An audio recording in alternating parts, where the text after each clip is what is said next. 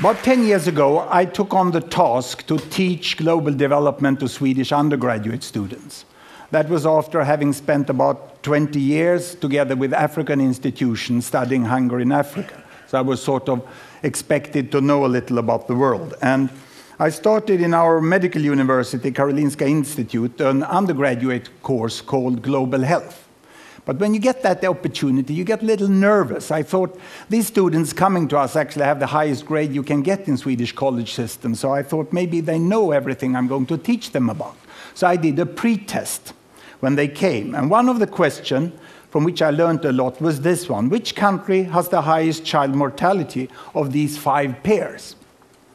And I put them together so that in each pair of country, one has twice the child mortality of the other. And this means that it's much bigger the difference than the uncertainty of the data. I won't put you at a test here, but it's Turkey, which is highest there, Poland, Russia, Pakistan, and South Africa. And these were the results of the Swedish students. I did it, so I got a confidence interval, which was pretty narrow, and I got happy, of course. I had 1.8 right answer out of 5 possible. And that means that there was a place for a professor of international health and for my course. But one late night, when I was compiling the report, I really realized my discovery. I have shown that Swedish top students know statistically significantly less about the world than the chimpanzees. Because the chimpanzee would score half right. If I gave them 2 bananas with Sri Lanka and Turkey, they would be right, half of the cases. But the students are not there. The problem for me was not ignorance, it was preconceived ideas. I did also an unethical study of the professors of the Karolinska Institute that hands out the Nobel Prize in medicine, and they are on par with the chimpanzee there. So this is where I realized that there was really a need to communicate, because the data of what's happening in the world and the child health of every country is very well aware. So we did this software which displays it like this. Every bubble here is a country. This country over here is this is China. This is India. The size of the bubble is the population. And on this axis here, I put fertility rate. Because my students, what they said when they looked upon the world, and I asked them, what do you really think about the world? Huh? Well, I first discovered that the textbook was Tintin mainly. And they said the world is still we and them. And we is Western world, and them is third world. And what do you mean with Western world? I said, well, that's long life in small family. And third world is short life in large family. So this is what I could display here. I put fertility rate here, number of children per woman, 1, 2, 3, 4, up to about 8 children per woman. We have very good data since 1962, 1960 about, on the size of families in all countries. The error margin is narrow. Here I put life expectancy at birth, from 30 years in some countries up to about 70 years. And 1962, there was really a group of countries here that was industrialized countries, and they had small families and long lives. And these were the developing countries. They had large families and they had relatively short lives. Now, what has happened since 1962? We want to see the change. Are the students right? It's still 2 types of countries? Or have these developing countries got smaller families and they live here? Or have they got longer lives and live up there? Let's see. We start the world. And this is all UN statistic that has been available. Here we go. Can you see there? It's China. They're moving against better health. They're improving there. All the green Latin American countries, they are moving towards smaller families. The yellow ones here are the Arabic countries, and they get larger families, but longer lives, but not larger families. The Africans are the green down here. They still remain here. This is India. Indonesia is moving on pretty fast. And in the 80s here, you have Bangladesh still among the African countries there. But now Bangladesh, it's a miracle that happens in the 80s. The imams start to promote family planning, and they move up into that corner. And in 90s, we have the terrible HIV epidemic that takes down the life expectancy of the African countries, and all the rest of the world moves up into the corner where we have long lives and small family, and we have a completely new world.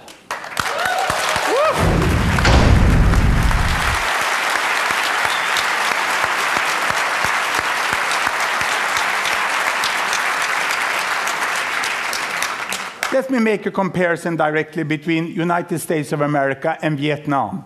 1964. America had small families and long life. Vietnam had large families and short lives, and this is what happens. The data during the war indicate that even with all the death, there was an improvement of life expectancy. By the end of the year, the family planning started in Vietnam, and they went for smaller families. And the United States up there is getting for longer life, keeping family size. And in the 80s now, they give up communist planning, and they go for market economy, and it moves faster even than social life. And today, we have in Vietnam the same life expectancy and the same family size here in Vietnam, 2003, as in United States, 1974, by the end of the war. I think we all, if we don't look in the data, we underestimate the tremendous change in Asia, which was in social change before we saw the economical change. So let's move over to another way here, in which we could display the distribution in the world of the income. This is the world distribution of income of people. $1, $10, or $100 per day. There's no gap between rich and poor any longer. This is a myth. There's a little hump here. But there are people all the way. And if we look where the income ends up, the income, this is 100% of world's annual income. And the richest 20%, they take out of that about 74%. And the poorest 20%, they take about 2%. And this shows that the concept developing countries is extremely doubtful. We sort of think about aid, like these people here giving aid to these people here. But in the middle, we have most of the world population. And they have now 24% of the income. We heard it in other forms. And who are these? Where are the different countries? I can show you Africa. This is Africa. 10% of world population, most in poverty. This is OECD, the rich country, the country club of the UN. And they are over here on this side, and quite an overlap between Africa and OECD. And this is Latin America. It has everything on this earth, from the poorest to the richest in Latin America. And on top of that, we can put East Europe, we can put East Asia, and we put South Asia. And how did it look like if we go back in time to about 1970? Then there was more of a hump. And we have most who lived in absolute poverty were Asians. The problem in the world was the poverty in Asia. And if I now let the world move forward, you will see that while population increase, there are hundreds of millions in Asia getting out of poverty, and some others get into poverty. And this is the pattern we have today. And the best projection from the World Bank is that this will happen. And we will not have a divided world. We will have most people in the middle. Of course, it's a logarithmic scale here. But our concept of economy is growth with percent. We look upon it as a possibility of percentage increase. If I change these and I take GDP per capita instead of family income, and I turn these individual data into regional data of gross domestic product, and I take the regions down here, the size of the bubble is still the population, and you have the OECD there, and you have sub-Saharan Africa there, and we take off the Arab states there, coming both from Africa and from Asia, and we put them separately, and we can expand this axis, and I can give it a new dimension here by adding the social values there, child survival. Now I have money on that axis, and I have the possibility of children to survive there. In some countries, 99.7% of children survive to 5 years of age, others only 70. And here it seems that there is a gap between OECD, Latin America, East Europe, East Asia, Arab states, South Asia, and Sub-Saharan Africa. The linearity is very strong between child survival and money. But let me split Sub-Saharan Africa. Health is there, and better health is up there. I can go here, and I can split Sub-Saharan Africa into its countries. And when it bursts, the size of each country bubble is the size of the population. Sierra Leone down there, Mauritius up there. Mauritius was the first country to get away with trade barriers, and they could sell their sugar, they could sell their textiles on equal terms as the people in Europe and North America. There's a huge difference between Africa, and Ghana is here in the middle. In Sierra Leone, humanitarian aid. Here in Uganda, development aid. Here, time to invest. There you can go for holiday. It's a tremendous variation within Africa, which we very often make that it's equal everything. I can split South Asia here. India is the big bubble in the middle, but huge difference between Afghanistan and Sri Lanka. And I can split Arab states. How are they? Same climate, same culture, same religion, huge difference. Even between neighbors. Yemen, civil war, United Arab Emirates money, which was quite equally and well used. Not as the myth is. And that includes all the children of the foreign workers who are in the country. Data is often better than you think. Many people say that data is bad. There is an uncertainty margin. But we can see the difference here, Cambodia, Singapore. The differences are much bigger than the weakness of the data. East Europe, Soviet economy for a long time, but they come out after 10 years very, very differently. And there is Latin America. Today we don't have to go to Cuba to find a healthy country in Latin America. Chile will have a lower child mortality than Cuba within some few years from now. And here we have high-income countries in OECD, and we get the whole pattern here of the world, which is more or less like this. And if we look at it, how it looks the world, in 1960, it starts to move, 1960. This is Mao Zedong. He brought health to China. And then he died, and then Deng Xiaoping came and brought money to China and brought them into the mainstream again. And we have seen how countries move in different directions like this. So it's sort of difficult to get an example country which shows the pattern of the world. But I would like to bring you back to about here at 1960. And I would like to compare South Korea, which is this one, with Brazil, which is this one. The label went away for me here. And I would like to compare Uganda, which is there. And I can run it forward like this. And you can see how South Korea is making a very, very fast advancement, whereas Brazil is much slower. And if we move back again here, and we put on trails on them like this, you can see again that the speed of development is very, very different. And the countries are moving more or less in the same rate as money and health. But it seems you can move much faster if you are healthy first than if you are wealthy first. And to show that, you can put on the way of United Arab Emirates. They came from here.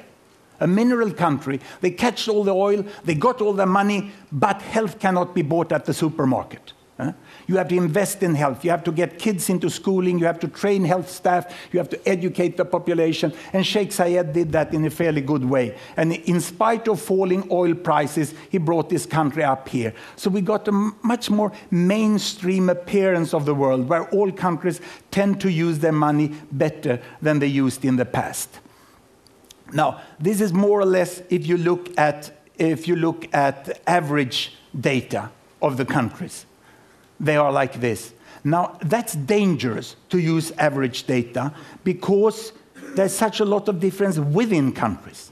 So if I go and look here, we can see that Uganda, that today is where South Korea was 1960. If I split Uganda, there's quite a difference within Uganda. These are the quintiles of Uganda. The richest 20% of Ugandans are there. The poorest are down there.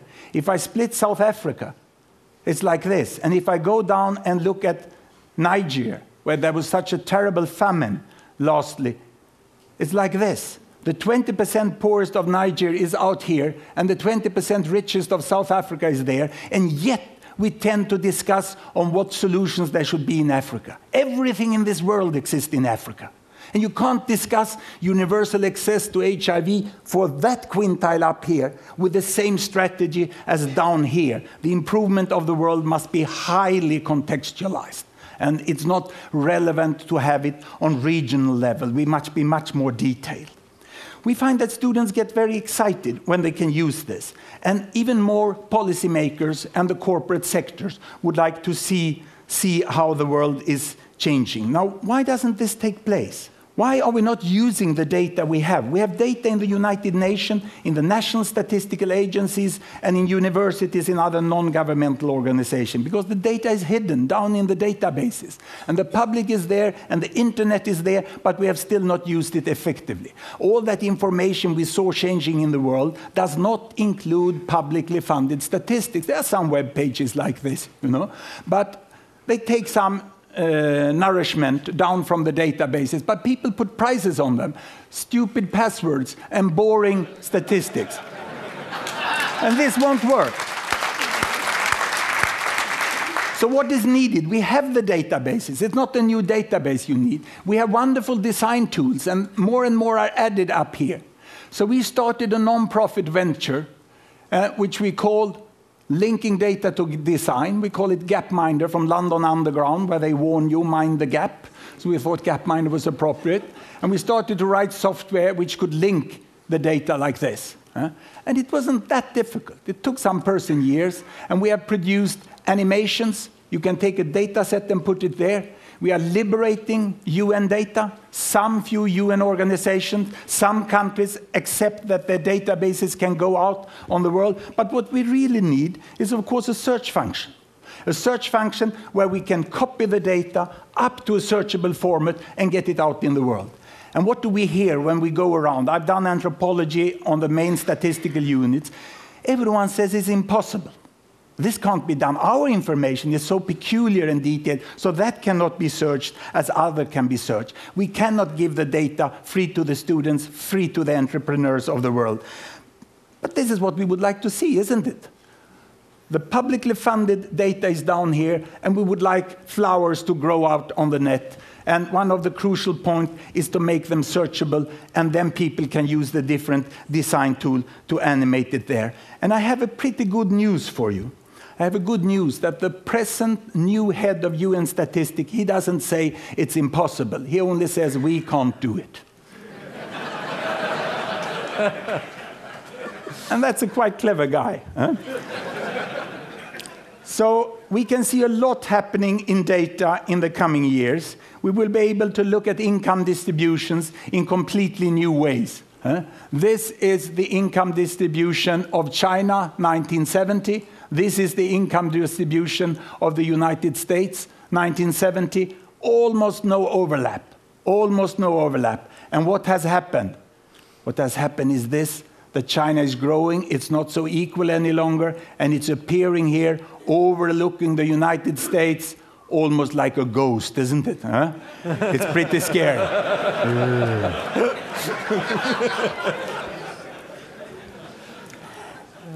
But I think it's very important to have all this information. We need really to see it. And instead of looking at this, I would like to end up by showing the internet users per 1,000.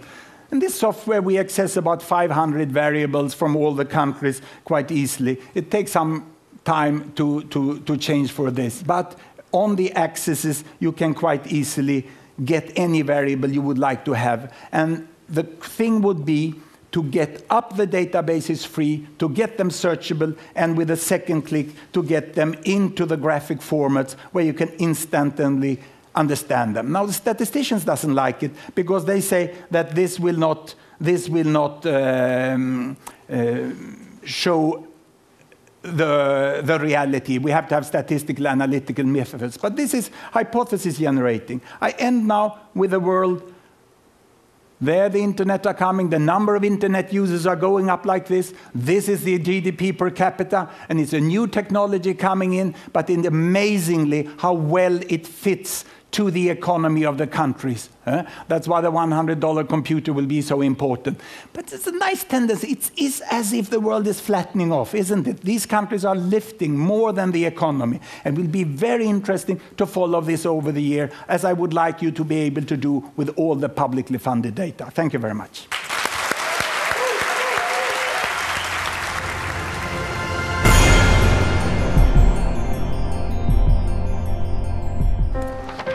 What if great ideas weren't cherished?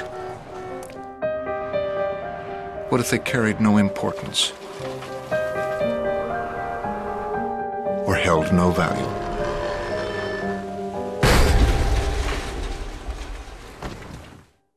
There is a place where artistic vision is protected, where inspired design ideas live on to become ultimate driving machines.